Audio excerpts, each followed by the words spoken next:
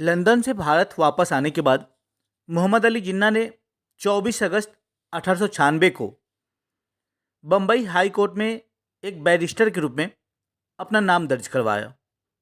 बम्बई हालांकि उन दिनों भी उमस भरी गर्मी के लिए जानी जाती थी, लेकिन फिर भी बम्बई कराची की तुलना में जिन्ना का पसंदीदा शहर था।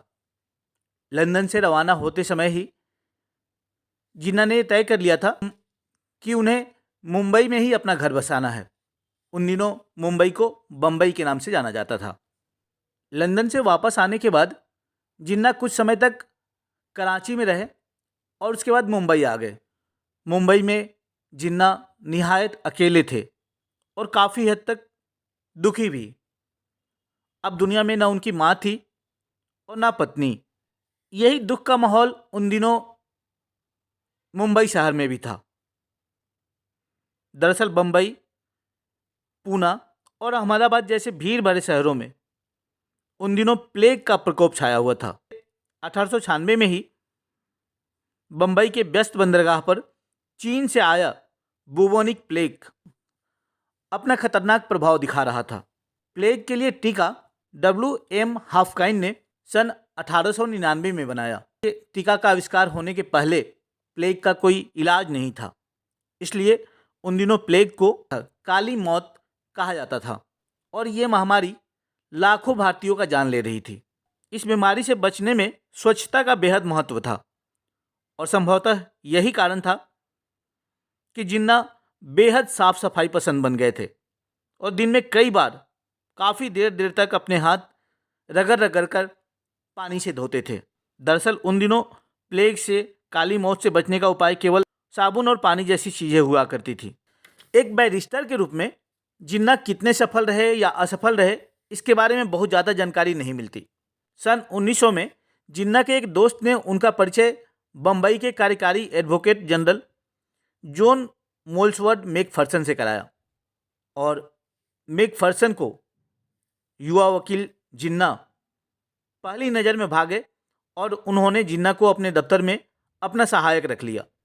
सरोजनी नायडू, जो कि जिन्ना की दोस्त थी, वो लिखती है कि मैकफर्सन ने पहली बार किसी भारतीय को ये निमंत्रण दिया था। इस तरह जिन्ना मैकफर्सन के सहायक बन गए। इसके बाद जिन्ना की मुलाकात सर चार्ल्स से हुई। बम्बई में उन दिनों 4 मजिस्ट्रेट यानी म्युनिसिपल जज हुआ करते थे और इनमें से एक का पद खाली था। सर चार्ल्स बम्बई की प्रांतीय सरकार के न्यायिक सदस्य थे। उन्हें जिन्ना पसंद आए और उन्होंने मैकफर्सन के सहायक जिन्ना को बम्बई का तीसरा अस्थायी प्रेसिडेंसी मजिस्ट्रेट बना दिया। मजिस्ट्रेट यानी म्युनिसिपल जज के तौर पर जिन्ना ने लगभग 6 महीने तक काम किया और उन्होंने हर तरह के छोटे मोटे फौजदारी के मुकदमे सुने। मोहम्मद अली जिन्ना के जीवन में उस समय तक धर्म का कोई खास महत्व नहीं था। धर्म की कोई खास भूमिका उनके जीवन में नहीं थी। इन्हीं दिनों बम्बई में जिन्ना के बेहद प्रतिष्ठित दोस्त हुआ करते थे बदरुद्दीन तैयब जी।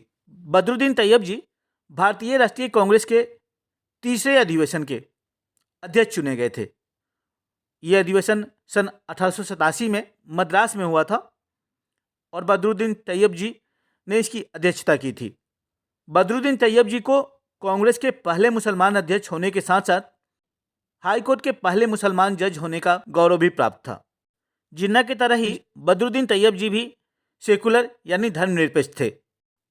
मोहम्मद अली जिन्ना उस समय तक इस हद तक धर्मनिरपेक्ष थे कि जब सर सैयद अहमद खां 1893 ईस्वी के आसपास हिंदू और मुसलमानों के लिए अलग अलग राष्ट्रीयताओं इत्यादि की बात कर रहे थे, तो जिन्ना की इनमें जरा भी दिलचस्पी नहीं थी। जिन्ना को ये दलीलें बिल्कुल पसंद नहीं आ रही थी। राजनीति में मोहम्मद अली जिन्ना के हीरो थे दादा भाई नौरोजी। बम्बई के पारसी समुदाय से ही संबंध रखने वाले एक और नेता सर फिरोज शाह मेहता भी मोहम्मद अली जिन्ना के आदर्श हुआ करते थे। फिरोज शाह मेहता के चैम्बर में मोहम्मद अली जिन्ना ने शुरुआती दिनों में थोड़े दिन काम भी किया था। फिरोज शाह मेहता को 1890 में कांग्रेस अध्यक्ष होने का गौरव प्राप्त हुआ था। फिरोज शाह मेहता भारत के पहले पारसी बैरिस्टर थे और उन्हें बम्बई का बेताज का बादशाह भी कहा जाता था। मोहम्मद अली जिन्ना यद्यपि कांग्रेस के सदस्य पहले ही बन गए थे, लेकिन जिन्ना को कांग्रेस के जिस जलसे में भाग लेने का पहली बार मौका मिला वह था 1904 का वार्षिक अधिवेशन, कांग्रेस का 20वां अधिवेशन। यह बम्बई के ओवल में हुआ था और फिरोज शाह उसकी स्वागत समिति के अध्यक्ष थे। बम्बई के ओवल में हुए 1904 के कांग्रेस के वार्षिक अधिवेशन के अध्यक्ष चुने गए थे सर हेनरी कॉटन। बहरहाल कांग्रेस की उदारवादी तरीके की राजनीति उन दिनों पत्र पत्रिकाओं के माध्यम से लोगों में राष्ट्रवादी भावना का प्रसार करने और ब्रिटिश सरकार से अधिकाधिक रियायतें पाने तक सीमित थी। और इसी क्रम में फिरोज शाह मेहता ने प्रस्ताव रखा कि अगले साल उनके 2 विश्वस्त शिष्यों को कांग्रेस के प्रतिनिधि के तौर पर लंदन भेजा जाना चाहिए ताकि वे पार्टी की मांगों के पक्ष में समर्थन जुटा सकें। राजनीतिक जानकारों का अनुमान था कि 1905 में लिबरल सरकार सत्तारूढ़ होने जा रही है। फिरोज शाह मेहता ने लंदन जाने के लिए जिन 2 शिष्यों को चुना उसमें एक थे गोपाल कृष्ण गोखले और दूसरे थे मोहम्मद अली जिन्ना। गोखले का नाम चुने जाने पर किसी को ताज्जुब नहीं हुआ। फिरोज शाह मेहता के शिष्य हुआ करते थे गोपाल कृष्ण गोखले। गोपाल कृष्ण गोखले को भारतीय राजनीति में महात्मा गांधी के गुरु के रूप में भी याद किया जाता है। वे कांग्रेस के अगले अधिवेशन की अध्यक्षता भी करने वाले थे, यानी 1905 में होने वाले कांग्रेस अधिवेशन के अध्यक्ष चुने गए थे गोपाल कृष्ण गोखले। गोपाल कृष्ण गोखले के नाम पर भले ही किसी को ताज्जुब नहीं हुआ, लेकिन जिन्ना के नाम पर सबको आश्चर्य हुआ। जिन्ना का नाम उन दिनों कांग्रेस के ज़्यादातर प्रतिनिधियों के लिए अनजान था, इसलिए उन पे सवाल उठाए गए। यात्रा व्यय मंजूर करवाने में अड़ंगा लगाने के बाद जिन्ना फिरोज शाह मेहता के प्रतिनिधि के तौर पे लंदन नहीं जा पाए। खैर, गोपाल कृष्ण गोखले के साथ जिन्ना इंग्लैंड के सफ़र पे जरूर गए, लेकिन 8 साल बाद। और यह मौका तब आया जबकि दोनों को, यानी गोपाल कृष्ण गोखले और मोहम्मद अली जिन्ना को, एक ही रॉयल कमीशन की सदस्यता प्राप्त हुई। गोपाल कृष्ण गोखले से मोहम्मद अली जिन्ना की मुलाकात पहली बार 1904 के कांग्रेस हुई थी, अधिवेशन में ही हुई थी। वही अधिवेशन जिसमें स्वागत समिति के अध्यक्ष थे फिरोज शाह मेहता और बम्बई में हुए इस अधिवेशन की अध्यक्षता की थी सर हेनरी कॉटन ने। जिन्ना गोपाल कृष्ण गोखले से काफ़ी प्रभावित थे।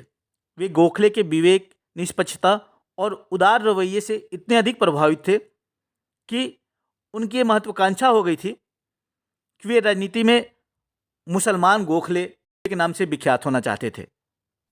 जिस तरह लंदन में दादा भाई नौरोजी के प्रति मोहम्मद अली जिन्ना की प्रतिबद्धता ने उन्हें एक महत्वपूर्ण स्थान दिलाया था, उसी तरह कांग्रेस की राजनीति में जिन्ना की भागीदारी, उनकी चमचमाती हुई, बहुत तेज चलती हुई वकालत और बम्बई के उनके सामाजिक जीवन का अभिन्न हिस्सा साबित हुई। ये वही समय था जबकि लॉर्ड कर्जन के शासनकाल में, लॉर्ड कर्जन 1899 से 1905 तक भारत के वायसराय रहे थे, तो इन लॉर्ड कर्जन के शासनकाल में भारत में राष्ट्रवादी गतिविधियां अचानक बहुत तेज होने लगी थी। दरअसल कर्जन के मनमानेपन के खिलाफ भारत के लोग एकजुट होने लगे थे। अंतर्राष्ट्रीय स्तर पर भी इस समय कई क्रांतिकारी घटनाएं हुई। जैसे 1905 में ही रूस के विशालकाय बेड़े के ऊपर जापान ने जीत दर्ज की। ये पहली बार था कि किसी एशियाई देश ने यूरोपीय देश को पराजित किया हो। इसी समय रूस के पिट्सबर्ग में हुई क्रांति के कारण रूसी शासक जार को प्रतिनिधियों पर आधारित ड्यूमा, जिसे रूस की संसद के नाम से जाना जाता था, की घोषणा करनी पड़ी।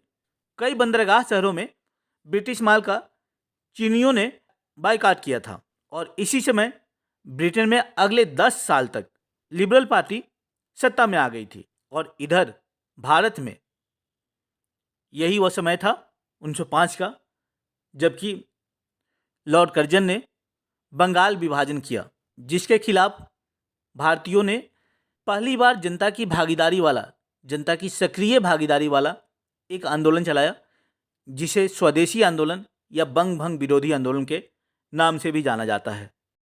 यद्यपि मोहम्मद अली जिन्ना उन दिनों गोपाल कृष्ण गोखले के निकट सहयोगी हुआ करते थे और गोपाल कृष्ण गोखले ने कांग्रेस अध्यक्ष के तौर पे विभाजन को एक क्रूर अन्याय घोषित किया।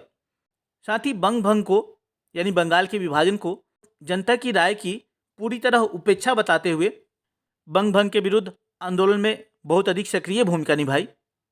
फिर भी मोहम्मद अली जिन्ना की इन घटनाओं पर क्या प्रतिक्रिया थी, इसकी जानकारी स्पष्ट रूप से उपलब्ध नहीं है। लेकिन अगले साल होने वाले महत्वपूर्ण घटनाक्रम यानी 1906 में ढाका में मुस्लिम लीग की स्थापना, इसने भी तत्काल रूप से जिन्ना के जीवन को बहुत अधिक प्रभावित नहीं किया। लेकिन बाद में इसी मुस्लिम लीग के झंडे तले मोहम्मद अली जिन्ना ने लाहौर प्रस्ताव के द्वारा 1940 में एक अलग राष्ट्र पाकिस्तान की मांग को न सिर्फ बुलंद किया बल्कि इसके लिए संघर्ष किया और अंततः वे पाकिस्तान को बनाने में सफल रहे। ये और बात है कि पाकिस्तान बनने के कुछ ही महीनों बाद 11 सितंबर 1948 को कायदे आजम मोहम्मद अली जिन्ना का निधन हो गया और ये भी कि भारत के विभाजन के बाद पाकिस्तान की संविधान सभा में मोहम्मद अली जिन्ना ने जो भाषण दिया, जो वक्तव्य दिया, वो जिन्ना के सन 1935 ईस्वी तक के धर्मनिरपेक्ष स्वरूप से ही काफ़ी हद तक मेल खाता था।